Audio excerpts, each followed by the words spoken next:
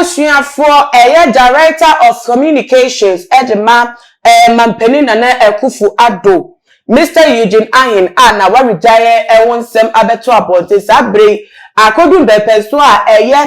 NBC amanyoko no womo ye the biggest opposition wo man Ghana mu no womo aso ensem no wo so asese ade womo ede aye campaign message ede ekutia mampeni ane na mamu a wobu womo kira womo say within 4 years in term na ye Mr. Eugene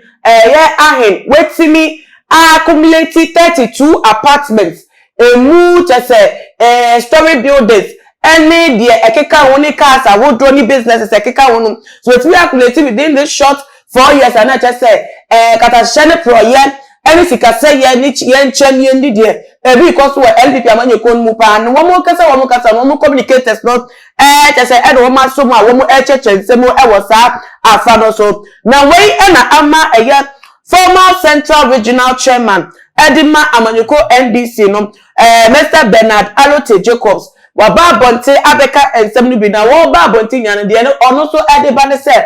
ebe ya enke NDC Amanyoko no wo nka wo manu ntum because wo bi make sacrifice ensem we bi mu a na enye wo nsem fata wo ni any moral standard wo ni nyina so bia ensem we kura po ne ba wo no manu betu ache emu ensem bia because wo kura de wo ma ye kura no chensa wo ma ye depend na eno no enye se wo ka odida baby ni wo ka wo no wa tena Amanyoko mu pen we bi mu peni we mi emu kuku ni emu nkeka ni anti wo ni bibi ekoso e wa Amanyoko NDC mu eno so wo mo ba bonten e be fa obo fata de hye na wo mo be penti eye Mr. Eugene Ahin tuntum se eye wo bonsam ode na Amanyoko ni abonsam se wetimi accumulate this amount of wealth within a year 4 years of Ekufuado administration. No one more no one me anya atwom. Omo ye very hypocritical. Now didn't say no etu janu. Say and what they etu ja ewo eye Facebook page or say who are those talking about Eugene Ahin and what he has made within 4 years of Nana Ekufuado's administration? Attacking Eugene is absolutely nonsense. When you have more and worse people in your party, during the period of Professor Mills and John Mahama, not to forget about President Rawlings, I appeal to Ghanaians to ignore this nonsense. Eugene Ahin, you have made it in life. The people of Kumanche appreciate what you do for them. Right on, my brother. No. Enen sema wo born tofa edebetu adin the upper chin yan said Amanyoko editing one more crown pono Professor Tamus aprenso one mu bi church say omo crown fa de chen de Mr. Eugene Ahin crown afei e de bia mu so no Professor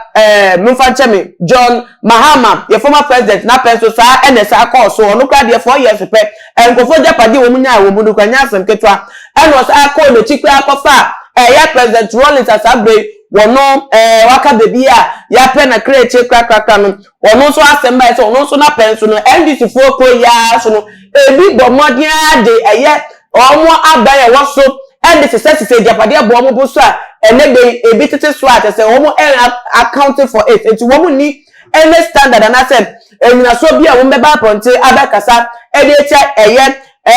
Director of Communications Mr. Eugene Ahin na ebiebu so do sa ebo na chi bo na bato ndo odina ne nchen pa oye ni nia na wodo oye bia no ni so Yakopon mu ano teso wontu no kwadam no fa ne nkokan na te se ne nsema wakeka nia no bewe mu yie pa de ne wo pa kire se enta eni wo kwan se wo bi deka se Mr. Eugene Ahin within 4 years pe and wait me accumulate 32 apartments emu cars ene de keka won enu wo kwan se wo beka sa bani ye mu no so ka ne sa entiase kakra wo na fa because perifoka nsem bi se bobo chichire free so ase beka cho se denchem ewua ye ni na chinye ni nti so ofi Amanyoko NDC ni watre mu pen so they see ade wo no munya fine kra but what no one pen no wu wo munya ma no wo no ye ka sa de na chese ya de a Amanyofo su eni wo mo ban a chese wo ma ban ba so a wo mo ese that na se na ma ban na waso na ti aban no esika